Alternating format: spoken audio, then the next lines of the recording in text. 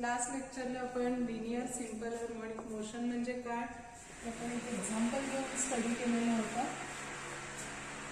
म्हणजे स्क्रीनचं एक्झाम्पल घेतलेलं होतं, त्याच्यावरून रिस्टोरिंग फोर्स आपल्याला मिळालेला F is equal to -kx आणि त्याच्यावरून आपण लिनियर SHM डिफाइन केलेलं होतं. Linear SHM is linear periodic motion in which force is always directed towards mean position and its magnitude is directly proportional to displacement from mean position. Now next point, which is very important, that is differential equation of SHM. Differential equation of simple harmonic motion.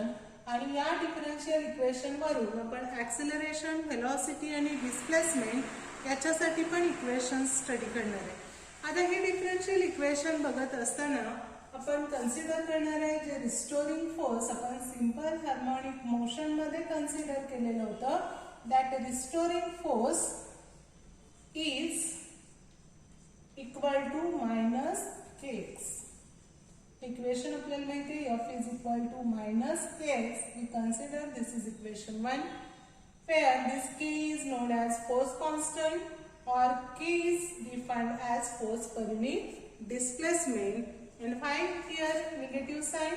This negative sign indicates that force and displacement both are in opposite directions. That's why F is equal to -kx.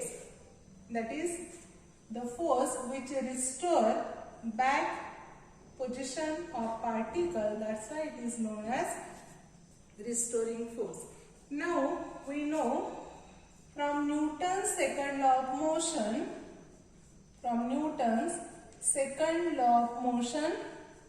what is force? F is equal to mass into acceleration. This is equation 2. तर इथे आपल्याला दोन equation मिळाली. एक म्हणजे restoring force जे linear SHM च्या definition मध्ये पण आहे F is equal to -kx, आणि न्यूटन सेकंड लॉ वरून जे इक्वेशन असेल ते F is equal to mass into acceleration. आता हे दोन्ही इक्वेशन्स काय करायचे, इक्वेट करायचे. इथे MA इज इक्वल टू आपल्याला लिहिता येईल -kx. MK is equal to -kx. Now we know this acceleration, that is A, is nothing but rate of change of velocity. A म्हणजे काय असतं, rate of change of velocity असेल. आणि जर velocity आपण rate of change of displacement consider केलं तर V साठी आपण लिहितो dx/dt. The acceleration is equal to काय आलं, dv/dt is equal to d/dt of dx/dt. मग याच्यावरून आपल्याला ऍक्सिलरेशन आहे त्या ऍक्सिलरेशनचा फॉर्म्युला मिळेल इज इक्वल टू d2x/dt² किंवा d2x/dt². This is acceleration. आता हे जे ऍक्सिलरेशन आहे ते ऍक्सिलरेशन आपण याच्यामध्ये सबस्टिट्यूट करूया. इथं आपल्याला मिळेल m d2x/dt² is equal to -kx. m d2x/dt² म्हणजे याला समजा इक्वेशन 3 म्हणलं तर या इक्वेशन 3 मध्ये ऍक्सिलरेशनची व्हॅल्यू आपण सबस्टिट्यूट केली d2x/dt² म्हणजे आपल्याला मिळेल m d2x/dt² is equal to -k. आता दोन्ही साइडला m ने जर डिवाइड केलं तर इथं मिळेल d2x/dt² is equal to -k/m into x. आता ही जी टर्म आहे या साइडला आपण ट्रान्सफर करणार आहे. इथं आपल्याला मिळेल d2x/dt² plus k/m into x is equal to 0. आता हे पण इक्वेशन डिफरन्शियल इक्वेशन आपण कन्सिडर करतो. आणखी याच्यामध्ये आपण सबस्टिट्यूशन करणार आहे म्हणजे k/m जे आहे दिस k/m is equal to ω².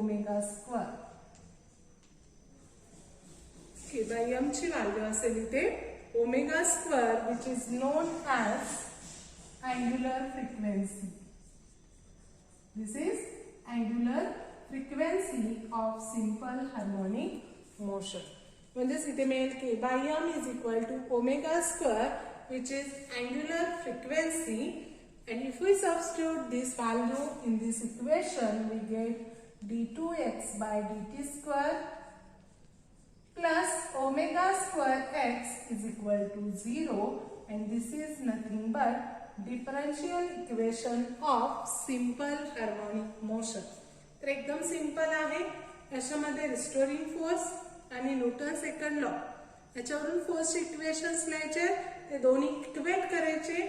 Acceleration साठी आपण d2x by dt square substitute केलं आणि जे k by m आहे त्या k by m साठी ओमेगा स्क्वेअर सबस्टिट्यूट केलेलं आहे. आणि हे सबस्टिट्यूट केल्यानंतर आपल्याला जी फायनल इक्वेशन मिळालं ते d2x by dt square plus omega square x is equal to 0.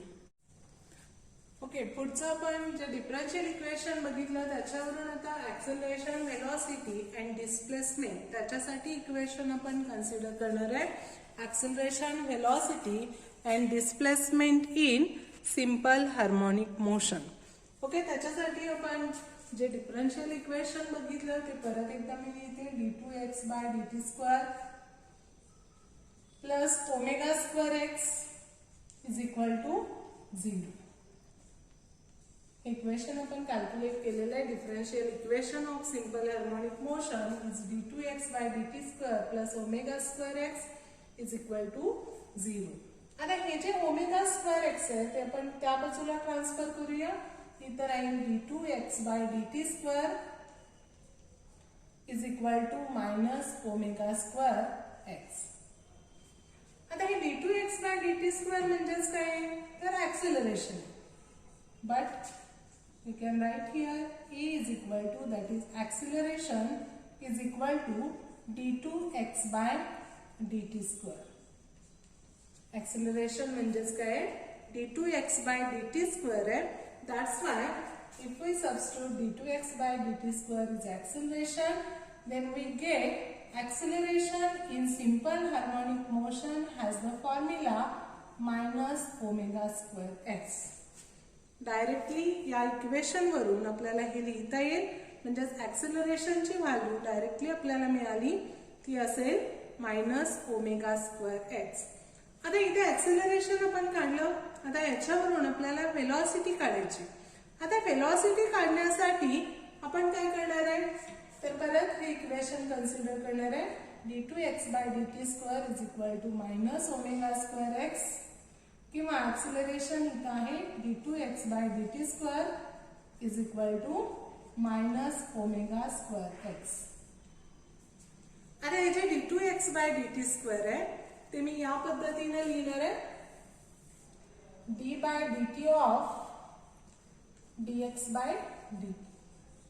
म्हणजे मगाशी जे आपण इक्वेशन काढण्यासाठी म्हणजे ऍक्सेलरेशन मध्ये f is equal to m आहे त्याच्यामध्ये जे सबस्टिट्यूशन केलं होतं ते आपण उलटं जाणार आहे. म्हणजे d by dt of dx by dt असं आपण हे सेपरेट करून घेऊ.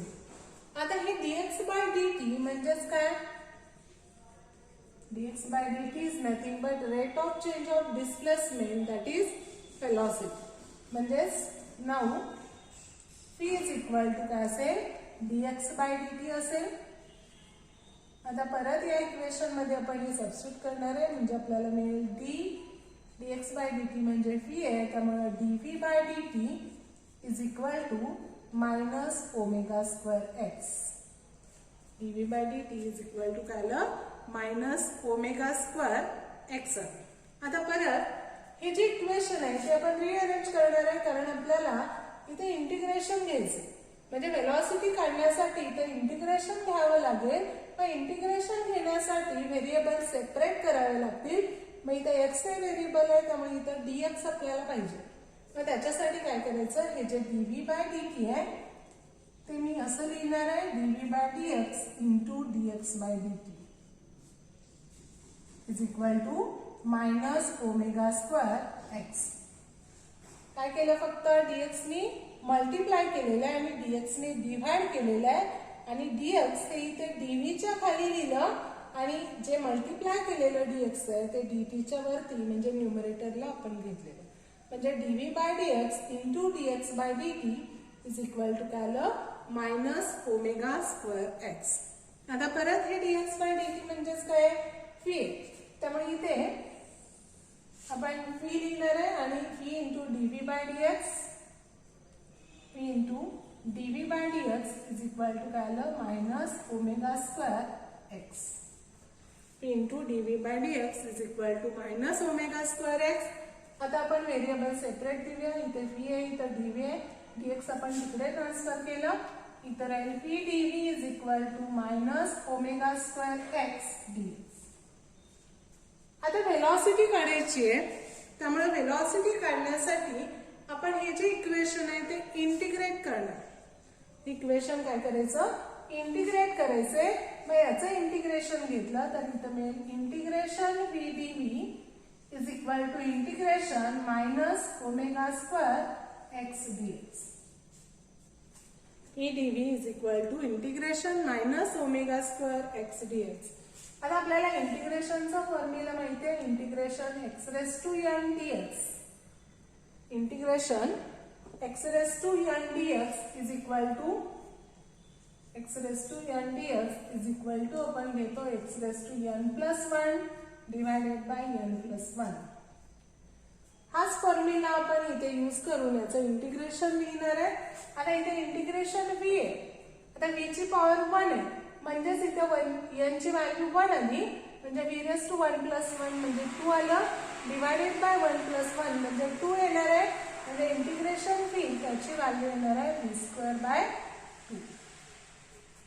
इंटिग्रेशन v dv याची व्हॅल्यू मिळेल v square by 2 is equal to minus, आता हे ओमेगा स्क्वेअर इंटिग्रेशनच्या बाहेर येईल कारण ते कॉन्स्टंट आहे, त्यामुळे ओमेगा स्क्वेअर आपण बाहेर लिहिलं, इंटिग्रेशन x dx आहे, म्हणजे या पद्धतीने जर सॉल्व केलं तर इथे पण v dv होतं, इथे x dx आहे म्हणजे इथे काय येणार आहे x स्क्वेअर बाय 2 आणि प्लस इथे घ्यायचा कॉन्स्टंट ऑफ इंटिग्रेशन c. इथे लिहिताना omega square x square by 2 plus इथे काय येणार आहे कॉन्स्टंट ऑफ इंटिग्रेशन c. म्हणजेच आपण काय केलं, जो एक्सेलरेशनचा फॉर्म्युला आहे त्याच्यामध्येच आपण काय केलेलं आहे थोडंसं रिअरेंजमेंट करून इथे इंटिग्रेशन घेतलं आणि इक्वेशन आपल्याला मिळालेलं आहे v square by 2 is equal to minus omega square x square by 2 plus c. आता याच्यामध्ये हे जो कॉन्स्टंट ऑफ इंटिग्रेशन c आहे, कॉन्स्टंट ऑफ इंटिग्रेशन c आहे, त्याची व्हॅल्यू आपल्याला डिटरमाइन करायची. आता c ची व्हॅल्यू डिटरमाइन करण्यासाठी आपण जर याच्यामध्ये कन्सिडर केलं, समजा हा पेंडुलम आहे which is performing simple harmonic motion. हा काय करतोय सिंपल हार्मोनिक मोशन परफॉर्म करतोय. जेव्हा तो मीन पोझिशनला असेल तेव्हा x त्याचं काय असेल 0 असेल. जेव्हा तो एक्स्ट्रीम पोझिशनला असेल म्हणजे जे मॅक्झिमम डिस्प्लेसमेंट तो कव्हर करणार आहे या ठिकाणी असताना x इज इक्वल टू काय असेल a असेल, म्हणजेच अँप्लिट्यूड. अँप्लिट्यूड म्हणजेच काय maximum displacement from its mean position. त्या बॉडीनं त्या पेंडुलमनं जेवढं मॅक्झिमम डिस्प्लेसमेंट मीन पोझिशन पासून कव्हर केलेलं असेल त्यालाच काय म्हणतात अँप्लिट्यूड.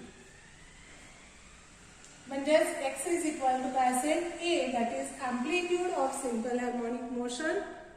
आता हे जे अँप्लिट्यूड आहे हे x इक्वल टू a कुठं असणार आहे एक्स्ट्रीम पोझिशन, आणि x इक्वल टू 0 कुठं असेल इक्विलिब्रियम किंवा मीन पोझिशन. ही जी पोझिशन आहे त्याला आपण काय म्हणणार आहे एक्स्ट्रीम, आणि ही मीन ऑर इक्विलिब्रियम पोझिशन असेल. आता व्हेलॉसिटीची व्हॅल्यू बघा, आपण स्टडी करत असताना म्हणजे लिनियर एसएचएम स्टडी करत असताना मी तुम्हाला एक्सप्लेन केलेलं होतं, जेव्हा इथे मीन पोझिशनला बॉडी असेल तेव्हा x 0 असेल, पण इथे व्हेलॉसिटी जी आहे ती व्हेलॉसिटी मात्र मॅक्झिमम असते. मीन पोझिशनला v ची व्हॅल्यू काय असेल मॅक्झिमम असेल, आणि ज्यावेळी तो त्याची मोशन इकडे परफॉर्म केली आणि एक्स्ट्रीम पोझिशनला तो पेंडुलम जेव्हा जातो त्यावेळी त्याची व्हेलॉसिटी 0 होते. मग व्हेलॉसिटी 0 झाल्यामुळं तो इथून पुढे ट्रॅव्हल करत नाही, इथून पुढे त्याची मोशन परफॉर्म करत नाही, तर तो कुठे येतो परत मेन पोझिशन कडे. म्हणजेच ज्यावेळी एक्स्ट्रीम पोझिशन असेल, एक्स्ट्रीम पोझिशनला v ची व्हॅल्यू ही काय असेल 0 असेल आणि x ची व्हॅल्यू a असेल. आता ही कंडिशन आपण इथे कॉन्स्टंट ऑफ इंटिग्रेशन काढण्यासाठी यूज करणार आहे. म्हणजेच at extreme position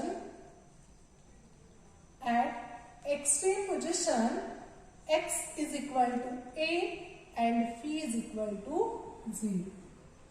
X is a and phi is 0. Now we substitute this value in this equation. We get 0 is equal to minus omega square. आता x square आहे म्हणजेच इथे येणार आहे a square by 2 plus c. म्हणजे जेव्हा x ची value a असेल तेव्हा phi 0 असणार आहे. त्यामुळे v ची व्हॅल्यू आपण इथं 0 सबस्टिट्यूट केली आणि x ची व्हॅल्यू a सबस्टिट्यूट केली. म्हणजे 0 is equal to minus omega square a square by 2 plus c. म्हणजे c इज इक्वल टू काय येणार आहे, इथं इकडे जाईल, इथे मायनस इकडे गेल्यानंतर प्लस होईल, म्हणजेच omega square a square by 2a. c is equal to omega square a square by 2. आता आपल्याला कॉन्स्टंट ऑफ इंटिग्रेशन मिळाला, याच्यामध्ये सबस्टिट्यूट करूया. इथे मिळेल v square by 2 is equal to minus omega square x square by 2 plus omega square a square by 2. आता या सगळ्यामधून कॉमन निघेल ओमेगा स्क्वेअर बाय 2. आपण बाहेर घेऊया. म्हणजेच omega square by 2 in bracket. आता मी पॉझिटिव्ह टर्म अगोदर घेते आणि निगेटिव्ह टर्म नंतर घेते. म्हणजेच इथे a square minus x square. a square by 2 is equal to काय मिळालं, omega square by 2 in bracket a square minus x square. आता इथे v स्क्वेअर बाय 2 घेते. आता हे 2 कॅन्सल होईल. इथे राहणार v square is equal to omega square in bracket a square minus x square, and if we take square root of this equation, then we get phi is equal to plus minus omega. Omega square आहे त्यामुळे इथे omega येणार आणि ही term आपण square root मध्ये लिहिणार आहे, square root of a square minus x square. This is equation of velocity of a particle performing simple harmonic motion. म्हणजे वेलॉसिटी साठी इक्वेशन आपल्याला मिळालं plus minus omega square root of a square minus x square. आता v साठी equation मिळालं म्हणजे velocity मिळाली. आता आपल्याला डिस्प्लेसमेंट काढायचं. आता डिस्प्लेसमेंट काढण्यासाठी डिस्प्लेसमेंट काढत असताना आपण काय करणार आहे, तर परत हे वेलॉसिटीचं इक्वेशन यूज करायचे. काय equation, v is equal to plus minus omega square root of a square minus x square. Equation वेलॉसिटीसाठी आहे. त्याच्यामध्ये परत आपण वेलॉसिटीची जे डेफिनेशन आहे त्याच्यावरून असलेला फॉर्म्युला सबस्टिट्यूट करायचे. मग वेलॉसिटीच्या डेफिनेशन वरून काय असेल, v is equal to rate of change of displacement that is dx bye dt. आता v is equal to dx bye dt याच्यामध्ये सबस्टिट्यूट केला तर इथं मिळेल dx bye dt is equal to plus minus omega square root of a square minus x square. Square root of a square minus x square. आता काय करणार आहे आपण, तर हे जे a square minus x square आहे इकडे घ्यायचे आणि dt इकडे ट्रान्सफर करायचे. इथे मिळेल dx divided by square root of a square minus x square is equal to इथे येणार प्लस मायनस ओमेगा dt. आता आपण घेताना हे जे साइन आहे ते आपण कन्सिडर करणार नाहीये, डायरेक्टली इथं घेऊया omega dt. dx upon square root of a square minus x square is equal to omega dt. आता परत याचं इंटिग्रेशन घ्यायचं. आता परत इंटिग्रेशन घेतलं तर इथं मिळेल integration dx divided by square root of a square minus x square is equal to integration omega dt. Integration omega dt. आता हे जे आहे integration dx divided by square root of a square minus x square, dx divided by square root of a square minus x square याच्यासाठी integration मध्ये direct formula दिलेला आहे, तो म्हणजे integration dx divided by square root of a square minus x square is equal to sine inverse of x by a. हा formula तुम्हाला maths मध्ये होईल किंवा झालेला असेल. dx divided by square root of a square minus x square is equal to sine inverse x by a. मग याच्यासाठी आपण sine inverse x by a घेणार आहे. इथं हा जो ओमेगा आहे तो जर इंटिग्रेशनच्या बाहेर घेतला तर इंटिग्रेशन dt म्हणजेच काय येणार आहे t आहे, कारण इंटिग्रेशन dx याची व्हॅल्यू असते इक्वल टू x. त्यामुळे इथे इंटिग्रेशन dt जे राहणार आहे त्याच्यासाठी व्हॅल्यू येणार आहे t, किंवा मी इथे लिहून दाखवते dx upon square root of a square minus x square म्हणजे sine inverse of x by a is equal to omega integration dt.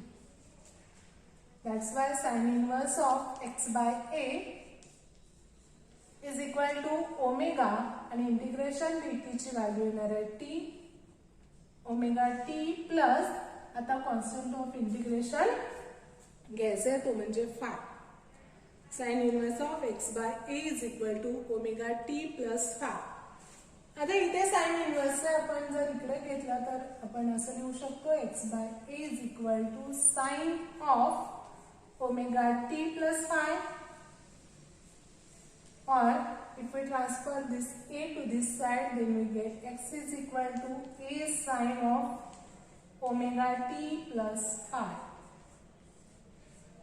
Means we get displacement of particle in simple harmonic motion, it is x equal to a sin of omega t plus phi.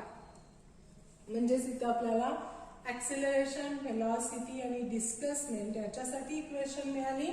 Acceleration साठी आपण घेतो minus omega square x, velocity आलं plus minus omega square root of a square minus x square, and x that is displacement is a sin of omega t plus phi.